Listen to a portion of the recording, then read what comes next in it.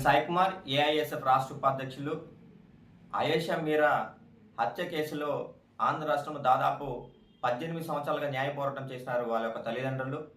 మన విజయవాడ నగరం సమీపంలో ఉన్నటువంటి ఇబ్రహీంపట్నంలో బి ఫార్మసీ చదువుతున్నటువంటి విద్యార్థిని, అక్కడ హాస్టల్లో ఉంటూ విద్యను అభ్యసిస్తున్నటువంటి విద్యార్థిని అత్య దారుణంగా తనను అత్యాచారం చేసి హతమార్చడం జరిగింది.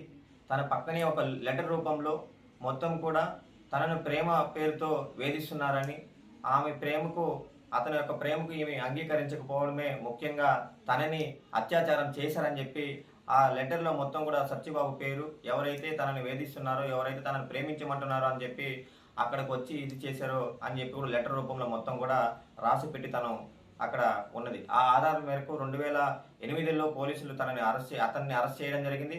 2010లో మొత్తం కూడా విచారణ చేపట్టగా మహిళా సెక్షన్స్ కింద అతన్ని జీవిత ఖైదీగా అతన్ని అనౌన్స్ చేయడం జరిగింది కోర్టు వారు. అదేవిధంగా మళ్ళీ 2017 సందర్భంలో అతన్ని పోలీసు వాళ్ళే ఏదో తప్పుడు సమాచారం అతన్ని ఇరికించడం కోసమే సత్యబాబుని అని చెప్పి అతన్ని జీవిత ఖైదీ నుంచి విడుదల చేస్తూ, ఇతనికి ఎటువంటి సంబంధం లేదని విడుదల చేస్తూ ₹1,00,000 నష్టపరిహారం చెల్లించాలని చెప్పి కూడా కోర్టు తీర్పు ఇవ్వడం జరిగింది. మళ్ళీ తిరిగి చూస్తే సిబిఐ వాళ్ళు ఎంక్వైరీ చేస్తూ రీపోస్ట్ మార్టం కోసం ఆర్డర్స్ అడిగిన సందర్భంలో మళ్ళీ హైకోర్టు వాళ్ళు సిబిఐకి అప్పగించారు ఆ కేసుని. మళ్ళీ మొత్తం కూడా రెండోసారి రీపోస్ట్ మార్టం చేసి ఆ ఆధారాలంతా కూడా కోర్టుకి సబ్మిట్ చేశారు.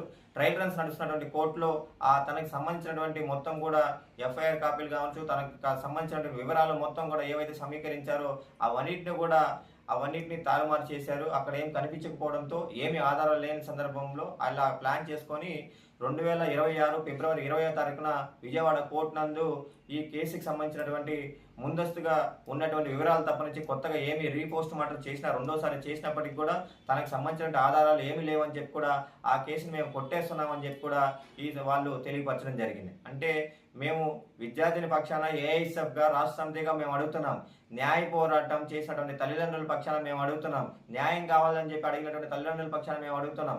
ఎందుకంటే ఒక పక్కన పూర్తి స్థాయిలో విచారణ చేపట్టాం, న్యాయ వ్యవస్థ ఏ విధంగా ఎక్కడ పనిచేస్తుందని చెప్పి మేము అడుగుతున్నాం. ఎందుకంటే పూర్తి స్థాయిలో జీవిత ఖైదీ అని చెప్పి ఒక పక్కన జీవిత ఖైదీ అని చెప్పి అనౌన్స్ చేసినప్పటికీ మళ్ళా తిరిగి అదే న్యాయ వ్యవస్థ ఎటువంటి సంబంధం లేదు, ఇట్లా ఎటువంటి తప్పు చేయలేదు, అత్యాచారం చేయలేదు, అతనికి ఈ కేసులో ఏ సంబంధమే లేదని చెప్పి ఈ పద్ధతిలో తెలియజేస్తున్నారంటే న్యాయ వ్యవస్థ ఏ పద్ధతిలో పనిచేస్తుంది అంటే డబ్బున్న వారికి, రాజకీయ నాయకులకి ఈరోజు కాసులు కకృతి పడి న్యాయ వ్యవస్థ కూడా ఆ పద్ధతిలో పనిచేస్తుంది.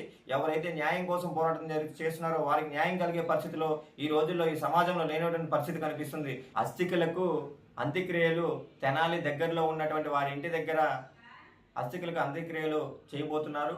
అంటే పోలీసు వాళ్ళు ఏవైతే సేకరించారో తన యొక్క శరీర అవయవాలను వాళ్ళ తల్లిదండ్రులకు అప్పగిస్తున్నారు. మరి వాళ్ళు చేసుకుంటారు. మీరు ఎందుకు పోలీసు వారు భయపడుతున్నారు?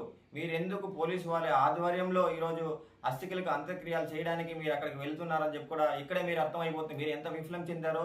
విద్యార్థిని యొక్క హతమార్చడంలో, విద్యార్థినికి న్యాయం జరగనీయకుండా ఎవరైతే తప్పుడు చేశారో వాళ్ళని కాపాడడం కోసం ఈరోజు పోలీసు వ్యవస్థ ఆ పద్ధతిలో పనిచేస్తుంది. న్యాయ వ్యవస్థ కూడా అమ్ముడుపోయిందని చెప్పి కూడా ఈ సందర్భంగా తెలియజేస్తున్నాం. అస్థికులకు అంత్యక్రియలు చేస్తున్న సందర్భంలో కూడా మీరు పోలీసు వాళ్ళ దగ్గరుండి మరి చేస్తున్నారంటే ఇందులో మీరు పూర్తి స్థాయిలో తప్పులకి పాల్పడ్డారని చెప్పి కూడా ఈ సందర్భంగా తెలియజేస్తూ, న్యాయం కోసం పోరాటం చేస్తున్నటువంటి వారికి ఈరోజు న్యాయం జరగట్లేదు. ఎవరైతే డబ్బులున్నదో, ఎవరైతే రాజకీయ విధాలుగా రాజకీయ నాయకులకు యొక్క సపోర్ట్ ఉంటుందో వాళ్ళకి మాత్రం ఈరోజు అన్యాయంగా ఉన్నటువంటి వారికి, ఎవరైతే తప్పులు చేస్తున్నారో వారికి న్యాయం కలుగుతుందే కానీ వారి న్యాయం కావాలనుకున్నటువంటి వారికి, ఎవరైతే ఇబ్బంది పడుతున్నారో, ఎవరైతే కోల్పోతున్నారో వారి యొక్క కుటుంబ సభ్యుల్ని, ఎవరికైతే అన్యాయం జరుగుతుందో వాళ్ళని ఎవరు కూడా కాపాడే పరిస్థితిలో ఈ యొక్క ప్రభుత్వాలు లేదు. ఎక్కడైతే న్యాయ విచారణ జరిగిందో పూర్తి స్థాయిలో కూడా ఇప్పటి వరకు పరిస్థితి కనిపించట్లేదు.